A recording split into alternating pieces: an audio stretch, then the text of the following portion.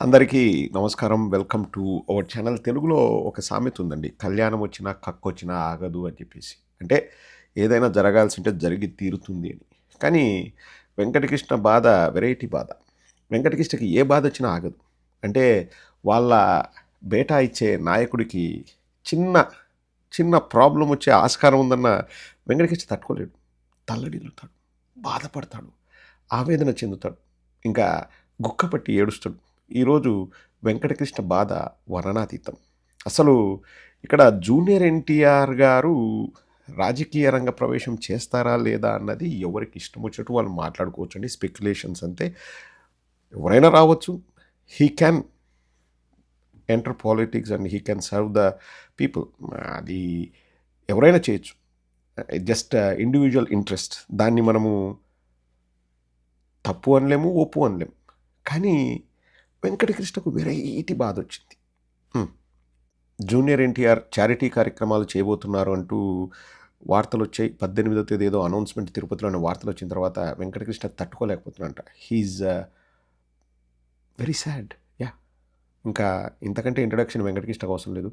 వెంకటకృష్ణ చెప్పిన తర్వాత మనం ఓదార్చుదాం. బాధపడ ఆకు వెంకటకృష్ణ, బాధపడ ఆకు అని. వచ్చేస్తున్నాడు ఇక తెలుగుదేశం పార్టీకి చెక్ అది ఇది. విజయ్ ఒకటి తగిలాడు కదా ఇప్పుడు మనకి. సేమ్ తమిళనాడు విజయ్ ఒకటి తగిలాడు కదా ఇప్పుడు మనకి. ఆయన ఇట్లాగో 10 ఏళ్ళు ఏమో సర్వీస్ చేసి, పబ్లిక్ సర్వీసు స్వచ్ఛంద సంస్థ లాగా చేసి అక్కడ ఇక్కడ సీఎం అయ్యారు ఇప్పుడు ఆయన. సో ఇది కూడా అట్లాగేనేమో అని ఊహించేసుకుని ఇంకెవ్వడికి దోషిన దాడులు పెట్టేసుకున్నారు. నిజంగానే జూనియర్ ఎన్టీఆర్ రాజకీయాల్లోకి వస్తున్నారా అంటే రాకూడదనే లేదు, ఎవరైనా రావచ్చు. సో ఈ రాజకీయాల్లోకి రావద్దని కాదు, కానీ ఈ ఏదో దేనికో ఏదో పెళ్లికి ఏదో హడావుడి అన్నట్టుగా ఏంటి హడావుడి 4 రోజుల నుంచి విపరీతమైన ట్రోలింగ్, విపరీతమైన వచ్చేస్తున్నాడు ఇక తెలుగుదేశం పార్టీకి చెక్ అది ఇది, వాళ్ళు వీళ్ళు పరస్పరం సోషల్ మీడియాలో వార్ ఆఫ్ వర్డ్స్ ఇదంతా చూస్తున్నాం. అది వెంకటకృష్ణ అసలు బాధ. War of words. ఎవరికి పన్నెట్టు వాడు మాట్లాడుతున్నాడు. ఊర్లో పెళ్ళికి కుక్కల హడావిడి. మనం ఎందుకు చేస్తున్నావు హడావిడి వెంకటకృష్ణ అంటే? వెంకటకృష్ణ బాధ ఏంటంటే జూనియర్ ఎన్టీఆర్ వస్తే తెలుగుదేశం పని అయిపోతుందని అందరూ అంటున్నారు. వార్ ఆఫ్ వర్డ్స్ అది ఇది అంటున్నారు. అది కథ, అది అసలు లెక్క. ఇప్పుడు జూనియర్ ఎన్టీఆర్ గారు వస్తే ప్రజలకు మంచి చేస్తారా, ప్రజల బాగోగులు చూసుకుంటారా, ప్రజలకు కావాల్సినవి వారు ఒక రాజకీయ నాయకుడిగా సమకూరుస్తారా లేదా, ఇది కాదంట డిబేటు. బాధ వెంకటకృష్ణకు దేనికంటే తెలుగుదేశానికి బొక్కబడుతుంది, తెలుగుదేశం ఓట్లకు గండిపడుతుంది, తెలుగుదేశానికి పెద్ద దెబ్బ తగులుతుందని బాధపడుతున్నాడంట. దట్ ఈస్ ద బాధ, దట్ ఈస్ ద ఆవేదన, దట్ ఈస్ ద బొంగు, దట్ ఈస్ ద భూషణం. అది వెంకటకృష్ణ బాధ. సో ఊర్లో పెళ్ళికి కుక్కల హడావిడి మాట దేవుడెరుగు వెంకటకృష్ణ. కానీ నీ బాధ తీతం, వర్ణనాతీతం. ఇప్పుడు ఏం చేసినా అండి, ఇది తెలుగుదేశానికి డ్యామేజ్ కాకుండా నేను ఎలా కాపాడగలను? మళ్ళీ ఏడు నుంచి కాపాడతాడు? 4 గోడల మధ్యలో అద్దెకు తెచ్చుకున్న సూట్ వేసుకొని ఇంకా తెలుగుదేశాన్ని మేమే భుజాన మోస్తున్నాము. ఇప్పుడు 4 పిల్లర్స్ అంటారు కదా, ఆ టైప్లో 4 పిల్లర్స్ ఎవరంటే బూతు కిట్టు, వెంకట కిట్టు, ఎల్ముండల, టాల్కం పౌడర్, మేమే 4 పిల్లర్స్ లాగా వాళ్ళు ఫీల్ అవుతుంటారు. ఓ మూర్తి ఉన్నాడు కదా, మూర్తి పక్కింట్లో ఏదో భోజనం చేస్తుంటారు, అది వేరే విషయంలే. సో వీళ్ళే 4 పిల్లర్స్ లాగా ఫీల్ అవుతుంటారు. ఇంకేం చేయగలని చెప్పండి.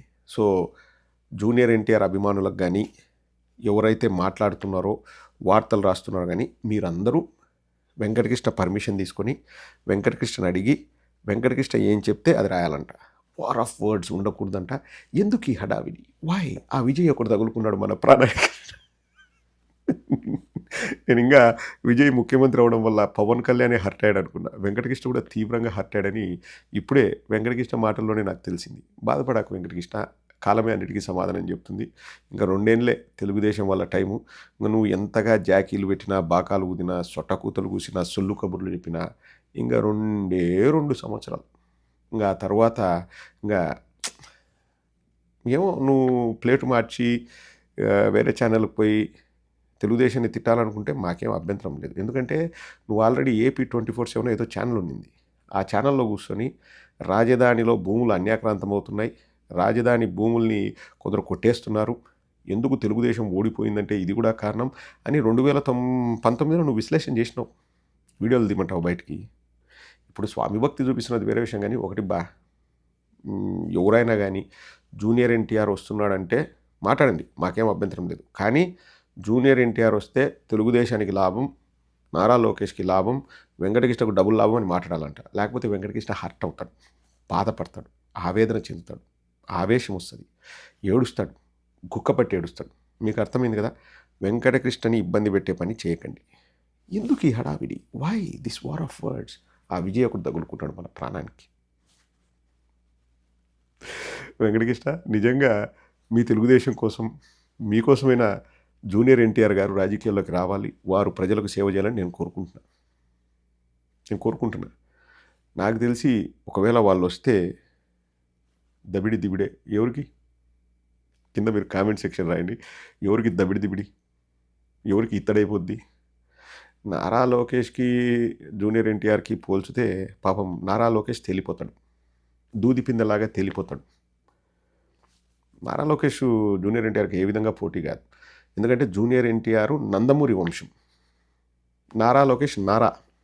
ఇప్పుడు ఏదైనా కానివ్వండి, జనరల్గా నేను మళ్ళా మన సంప్రదాయం ప్రకారం చెప్తున్నాను, తండ్రి తర్వాత కొడుకు, కొడుకు తర్వాత మనవడు. సరే, కూతుళ్ళకి ఇవ్వరా అంటే ఇచ్చిన సందర్భాలు కూడా ఉంటాయి. కానీ ఇప్పుడు నారా ఖర్జూరపు నాయుడు వారసుడు నారా లోకేష్ అంటే దాంట్లో ఒక పవరు, ఒక వెయిటేజు, ఒక ఇది ఉంటుంది. కానీ నందమూరి తారక రామారావు మనవడు నారా లోకేష్ అంటే అంత సెట్ కాదు. అదే నందమూరి తారక రామారావు మనవడు నందమూరి తారక రామారావు అని అనుకో, ఐ లైక్ జూనియర్ ఎన్టీఆర్. అద్భుతమైన నటుడు, హావభావాలు పలికించగలడు, అద్భుతమైన డ్యాన్సర్, అద్భుతమైన వాక్ చాతుర్యం, వాక్ పటిమ, వాక్ దాటి అన్నీ ఉన్నాయి. ప్రజల్ని ఆకట్టుకునే ఆ చరిష్మా జూనియర్ ఎన్టీఆర్కి ఉంది. జూనియర్ ఎన్టీఆర్కి 96% ఉంటే నారా లోకేష్కి 4% ఉంటుంది అంతే. నారా లోకేష్ ఎట్టు వచ్చినాడు? వాళ్ళ నాయన వెన్నుపోటు పడవడం వల్ల, వాళ్ళ నాయన పార్టీ లాక్కోవడం వల్ల ఈరోజు నారా లోకేష్ కదండి ఏది ఆ పదవి. నారా లోకేష్ స్పెషల్గా టాలెంట్తో వచ్చిందేం లేదు. ఇది నేను నారా లోకేష్ తిట్టట్లేదండి. ఇప్పుడు నారా లోకేష్ను సొంత టాలెంట్తో వచ్చినామని నేను పొగిడితే మిగతా ఉన్న రామారావు గారి మనవాళ్ళు మనవరాలు అందరినీ నేను అవమానించడం అవునా కదా అండి? ఇప్పుడు 11 మంది సంతానం రామారావు గారికి. నాకు తెలిసి ఒక 25 మంది మనవాళ్ళు మనవరాళ్ళు ఉంటారు. ఇప్పుడు ఆ 25 మందిలో నారా లోకేష్ ప్లేస్లో ఇంకా ఎవరున్నా కానీ వాళ్ళకు కూడా ఇదే పొజిషన్ వచ్చింది అవునా కదా? ఎందుకంటే నారా లోకేష్ వాళ్ళ నాయన వెన్నుపోటు పొడిచి పార్టీని లాక్కున్నాడు. ఇప్పుడు దగ్గుబాటి వెంకటేశ్వరరావు లాక్కుంటే దగ్గుబాటి చెంచురామ్ అయ్యేవాడు నారా లోకేష్ పొజిషన్లో. అంతకంటే ఏం జరిగేది? ఇప్పుడు నారా లోకేష్కి ఉన్న గొప్ప క్వాలిఫికేషన్ ఏంది? వాళ్ళ ఆయన పోటు పడడమే క్వాలిఫికేషన్. కానీ జూనియర్ ఎన్టీఆర్ వస్తున్నాడంటే అసలు ఎందుకు ఇంత ఉలికిపాటు? ఎవరికి? వెంకటకృష్ణకి. ఎవరు మాట్లాడొద్దంటండి. మళ్ళీ ఫైనల్గా చెప్తున్నా, జూనియర్ ఎన్టీఆర్ పార్టీ పెట్టిన, రాజకీయాల్లోకి వచ్చిన లోకేష్కు బెనిఫిట్ అని మనం మాట్లాడాలి.